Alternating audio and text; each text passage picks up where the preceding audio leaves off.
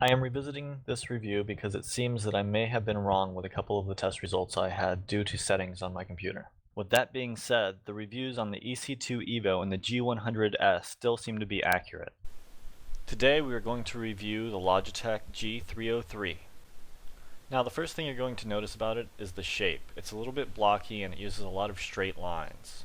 The closest mouse I can compare this to is the old Razer Abyssus, the one before the 2014 edition. Except it is quite a bit taller. The mouse weighs approximately 82 grams. Now before we get into talking about how the sensor performs, let's talk about its drivers. As many of you know, it has been a long time since my last mouse review.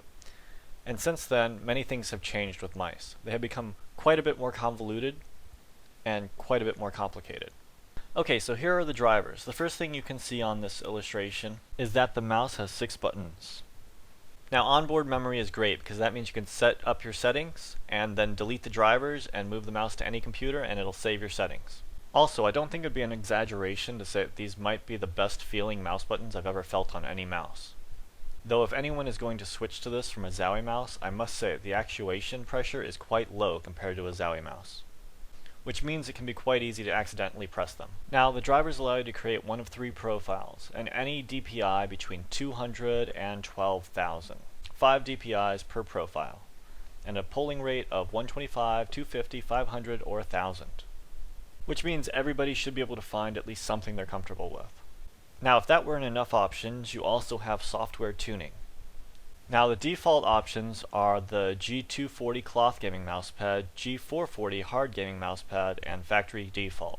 Now they also give you the option to add any new surface and to move your mouse around that mousepad to tune it correctly to that surface. Now after tuning, I did notice that the mouse liftoff distance was quite low. Now here is where my test results went awry.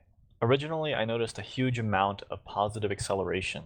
A couple weeks later, I was contacted and told to change my power settings on Windows to max performance. When I did this and retested, I found that the test results changed dramatically. The mouse also seems to perform slightly better at 800 DPI, but it performs well all the way up to its max DPI of 12,000. Even after tuning the mouse to my mousepad, I found the results continued to be very exceptional. Though I must say I do prefer the default tuning as opposed to the custom tuning, as it still feels more consistent.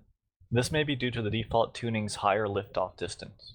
As with custom tuning, the liftoff distance is practically non-existent. Overall, the sensor performs exceptionally. The mouse has plenty of options for anyone to choose and pick from, and the only con seems to be its shape, which can be a little bit uncomfortable to some users. As always, I will include a list of specs at the end of this video. If you like my mouse reviews, don't forget to subscribe. Or if you'd like to support me in other ways, feel free to follow me on Twitch. There is also a link down below for donations. Have a nice day.